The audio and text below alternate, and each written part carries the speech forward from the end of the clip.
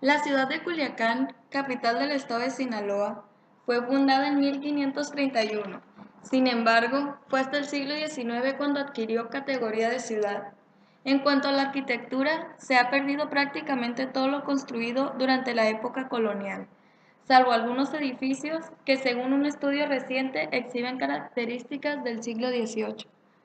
En 1842 ya estaba terminado el edificio sede del seminario y en el mismo año se empezaron las obras de la catedral, terminadas 45 años después.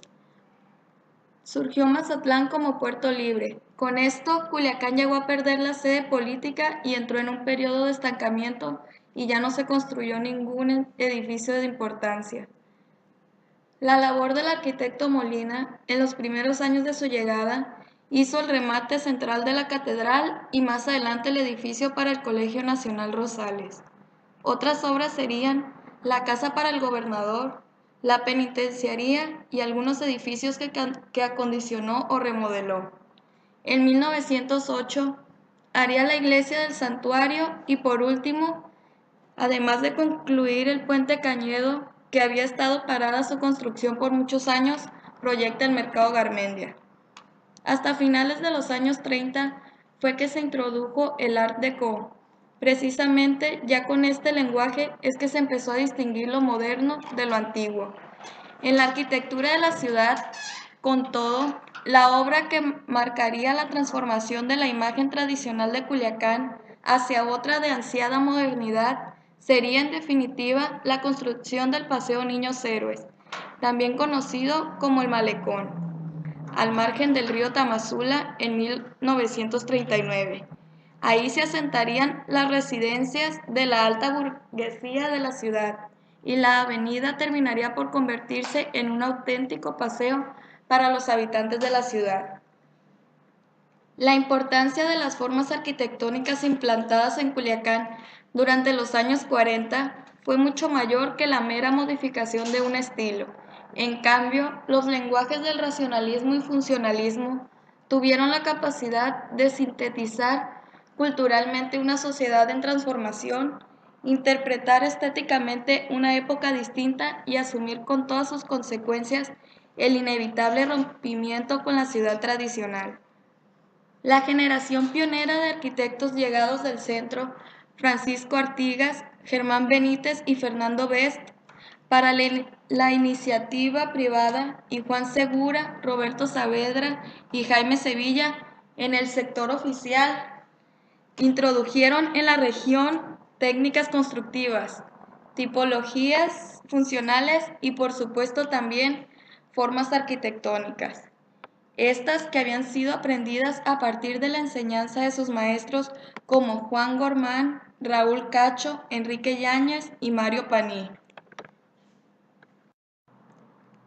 Se desecharon completamente las referencias eclécticas y el Art Deco estuvo presente en muchos elementos de énfasis en las fachadas de las obras precursoras. Al introducirse el racionalismo, fue evidente la preferencia a resaltar los volúmenes con juegos de luz y sombra, así como por la diversidad de texturas. El estilo barco o naval también se aplicó por los vanos circulares y las esquinas en curva. Algunas de las obras representativas de este periodo fueron el edificio Cades en 1948, realizado por la tríada Artigas, Best y Benítez.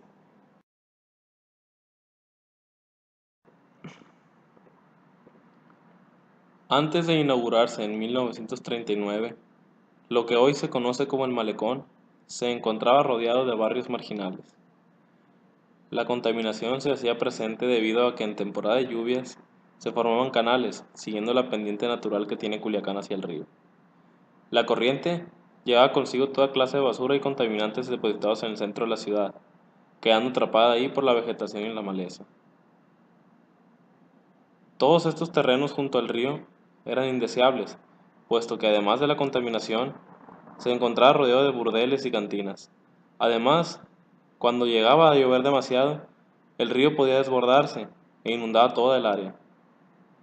La única construcción que se encontraba sobre el río era el puente Cañedo.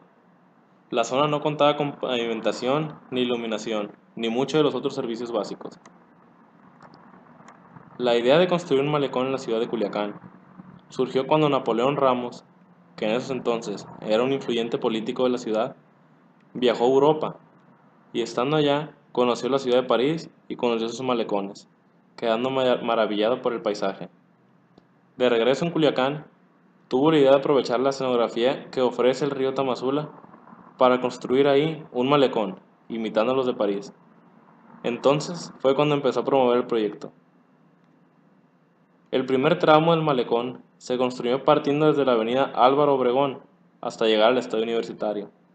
El escenario era muy diferente al actual. Se encontraba lleno de vegetación y el río lucía desbordante. Como había pocos automóviles en esos entonces, el malecón, más que una vialidad, fue enfocado para que fuera un paseo familiar, para que la gente pudiera salir a caminar disfrutando de un refresco y admirar el paisaje que ofrecía el río. Al concluirse su construcción, todas las calles se conectaron al malecón, cosa que antes no ocurría dada la situación del lugar y los terrenos, que antes eran indeseables, incrementaron significativamente su valor y eran vendidos al mejor postor. Ahí construyeron sus residencias las familias de abolengo de la época, como los Tamayo, los Ritz, los Zaragoza, etc. En los 70s se realizó una ampliación que llegaría hasta la colonia Las Quintas, que es como está en la actualidad, y en los 90s se construyó el malecón nuevo hacia el otro lado del río.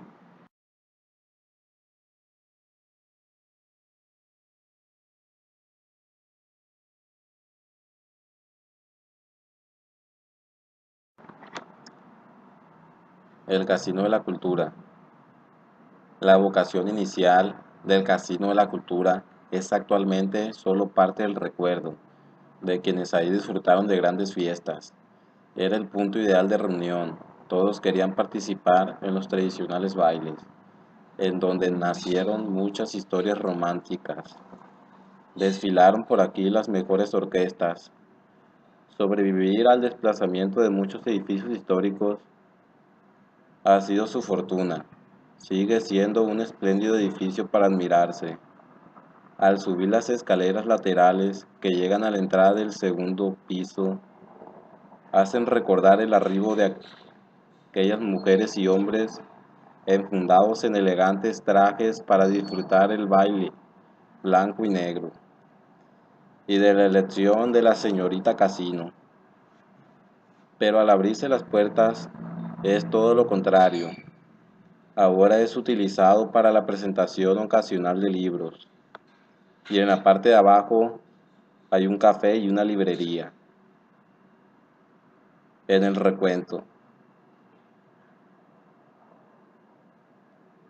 en archivos de la Crónica de Culiacán, destaca al respecto de lo que actualmente es el Casino de la Cultura lo siguiente.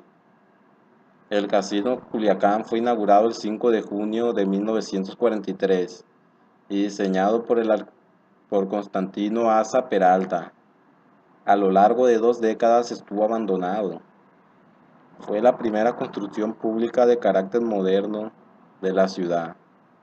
En 1994 se arribó y se reabrió para funcionar como Casino de la Cultura.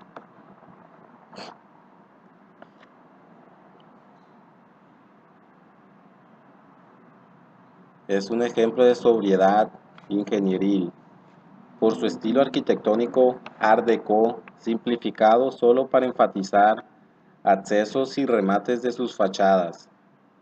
El edificio fue durante casi 3 décadas el centro social más importante de la región. Desde los años 70, el edificio fue abandonado por sus socios. Sin embargo, por todo lo que implica como sitio de reunión indiscutible para la sociedad local por muchos años, el casino fue rescatado en 1994 a través de un decreto de expropiación por parte del municipio, el cual respecto gran parte de la estructura original. De esta manera, ya como Casino de la Cultura vuelve a tener oportunidad de reutilizarse, esta vez como centro cultural. Se encuentra localizado en la esquina de dos vialidades primarias, Avenida Álvaro Obregón y Paseo Niños Héroes, al pie del borde natural del río Tamazula. El casino mantiene en su área amplios espacios utilizados para eventos culturales, restaurante, salón para eventos, una librería. Actualmente, de su forma temporal, funciona en su planta baja la biblioteca.